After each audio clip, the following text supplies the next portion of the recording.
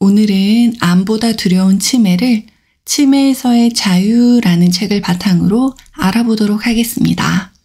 구독과 좋아요는 영상 제작에 꼭 필요합니다. 바로 시작하겠습니다. 아침에 눈을 떠서 따뜻한 물을 마십니다. 알츠하이머 병은 만성적인 독소가 뇌에 스트레스를 가함으로써 정상적인 노화보다 빠른 속도로 뇌를 변성시키는 질병입니다. 나쁜 생활 습관이 우렬과 염증을 일으키고 그것이 뇌를 질식시켜 생기는 결과입니다.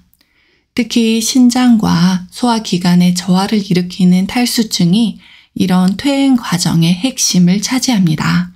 탈수증은 유해한 독소를 제거하는 몸의 자연스러운 능력을 저하시킬 뿐 아니라 음식에서 필수 영양소를 적절히 흡수하는 능력도 떨어뜨립니다.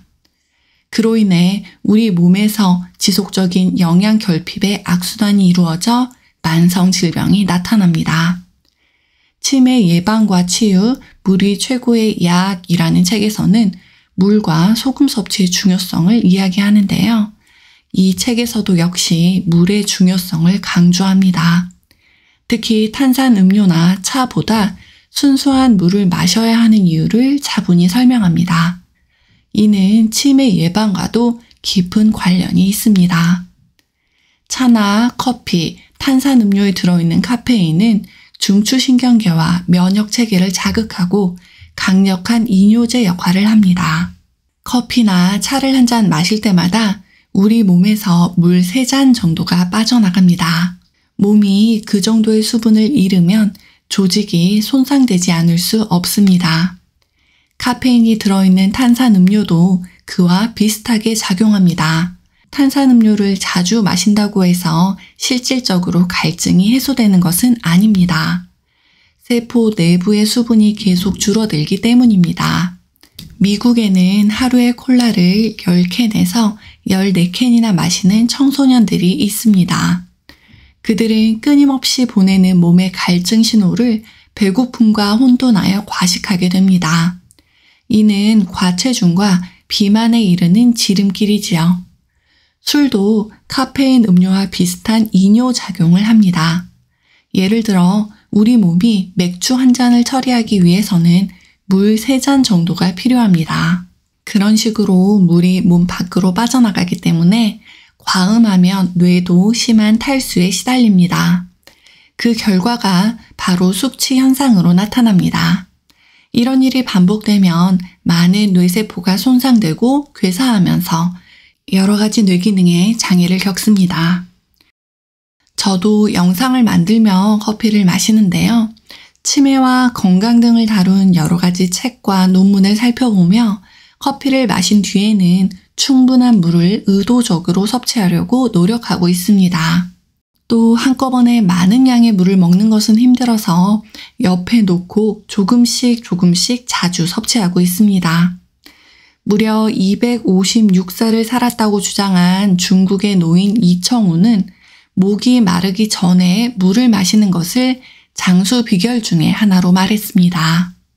이처럼 목이 마를 때 겨우 한 잔 먹는 것이 아니라 물을 소중한 영양소로 생각하여 부족하지 않게 미리 마시는 것이 중요합니다. 물을 충분히 마시지 않는 사람들은 체내에 독소가 축적될 수 있습니다. 만성질환은 많은 경우 탈수가 그 원인입니다. 물을 적게 마시면 마실수록 그 대신 자극적인 음료나 음식을 많이 섭취할수록 우리의 건강을 유지하기는 어렵습니다. 심장병, 비만, 당뇨, 류머티스성 관절염, 위궤양, 고혈압, 암, 다발성 경화증, 알츠하이머 병 등의 만성 질환은 오랜 기간 동안 지속된 몸의 수분 부족으로 일어나는 경우가 많습니다. 박테리아와 바이러스 같은 감염원은 수분이 잘 공급되는 곳에서는 번성할 수 없습니다. 따라서 물을 충분히 마시는 것이 치매를 비롯한 모든 질병의 가장 중요한 예방책 가운데 하나입니다. 물을 충분히 마시지 않거나 과도한 자극으로 체내 수분을 고갈시키면 세포 내부의 수분량이 세포 외부의 수분량에 비해 서서히 줄어듭니다. 탈수 상태에서 세포는 수분을 28% 이상 잃는데요. 그로 인해 모든 세포의 기능이 저하됩니다. 세포의 기능 저하는 뇌세포도 예외는 아닙니다. 그래서 더욱더 물 섭취가 중요하답니다. 뇌는 쉬지 않고 활동하기 때문에 우리 몸의 어떤 기관보다 물을 많이 사용합니다. 정상적인 상태에서 뇌에 들어있는 혈액은 몸 전체 혈액의 약 20%를 차지합니다. 또 뇌세포는 85%가 물로 이루어진 것으로 추정됩니다. 뇌세포는 포도당 대사만이 아니라 삼투압으로 세포막을 통과하는 물의 작용에서 발생하는 에너지도 사용합니다. 뇌는 복잡한 기능과 효율성을 유지하기 위해 이 같은 에너지원을 사용하는데요. 뇌 조직의 수분이 부족하면 에너지 공급이 줄어듭니다. 뇌의 에너지가 떨어지면 개인적이거나 사회적인 도전에 적절히 대응할 수 없어 두려움과 불안, 분노 같은 정서적인 문제가 생길 수 있습니다. 그럴 경우 탈진한 듯 무기력감을 느끼고 스트레스와 우울증에 시달리게 됩니다. 만성피로 증후군은 대부분은 지속적인 뇌 탈수로 인해 대사 과정에서 생성된 노폐물이 제거되지 않아 나타나는 증상입니다. 카페인이나 니코틴, 약물 등으로 뇌를 자극하는 일을 삼가하고 물을 충분히 마시면 만성피로 증후군은 저절로 사라집니다. 그렇다면 충분한 물과 더불어 치매에 좋은 음식, 슈퍼푸드를 같이 섭취하면 좋겠지요. 치매에 좋은 슈퍼푸드는 무엇이 있을까요? 책에서는 과학적인 근거를 들어 여러 가지 식품을 말하고 있는데요. 특히 뇌 건강에 좋은 슈퍼푸드 딱 3가지만 말씀드리고 영상 마무리하도록 하겠습니다. 첫 번째는 강황입니다. 강황은 아유르베다 의학의 본향인 인도에서 수천 년 동안 약으로 쓰여왔습니다. 강황에서 추출한 커큐민은 우리 건강에 많은 도움을 줍니다. 강력한 항염증제이면서 생리불순과 코감기부터 심장병과 암까지 다양한 증상을 예방하고 치유하는 데 유용한 것으로 알려져 있습니다. 그런 강황이 알츠하이머병의 예방에도 도움이 될 수 있다는 사실이 과학적인 연구를 통해 입증되었습니다. 오래전부터 잘 알려진 사실이지만 중국과 인도, 동남아 등 음식에 강황을 많이 사용하는 지역에서는 알츠하이머병의 발병률이 매우 낮습니다. 인도의 알츠하이머병 환자는 65세 이상 인구 가운데 1%에 불과합니다. 미국은 10%가 넘습니다. 이는 여러 연구에서 강황은 베타 아밀로이드 플라크 형성을 억제하거나 심지어 제거해 준다는 사실을 보여줍니다. 알츠하이머병은 이상 단백질, 아밀로이드 베타 단백질, 타우 단백질이 뇌 속에 쌓이면서 뇌신경세포가 서서히 죽어가는 병입니다. 강황을 섭취하면 이 같은 이상 단백질이 쌓이는 것을 억제하므로 치매 예방에 도움이 될 수 있습니다. 또한 학술지 이탈리아 생화학 저널에 실린 한 논문은 강황 추출물이 뇌를 자극해 빌리루빈이라는 강력한 항산화 물질을 생성한다고 발표했습니다.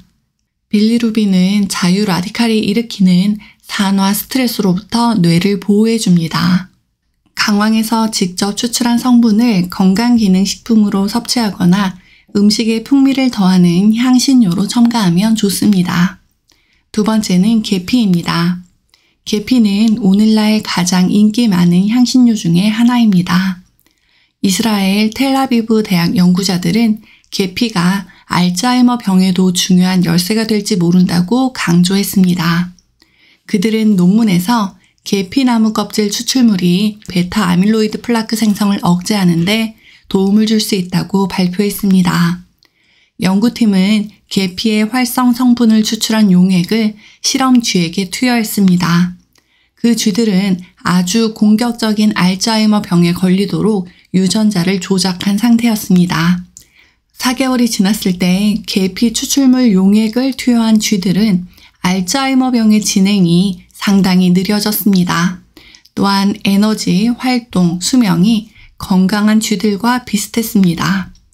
수천 년 동안 인류가 섭취해온 안전한 자연물질이 알츠하이머병 예방에 이토록 큰 도움을 줄 수 있다는 사실은 매우 고무적인 소식입니다. 계피의 복용량은 어느 정도가 적당할까요? 영양 전문가들은 하루에 500에서 1000mg을 권장합니다.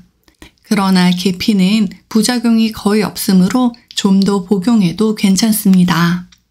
아침에 시리얼에 뿌려 먹거나 카레를 조리할 때 같이 넣어도 좋습니다. 세 번째는 포도입니다. 킹스 칼리지 울프슨 노화질병센터의 로버트 윌리엄스 박사가 이끈 연구팀은 에피카테킨의 효과를 조사했는데요. 실험쥐에 포도씨 추출물을 첨가해서 먹였습니다.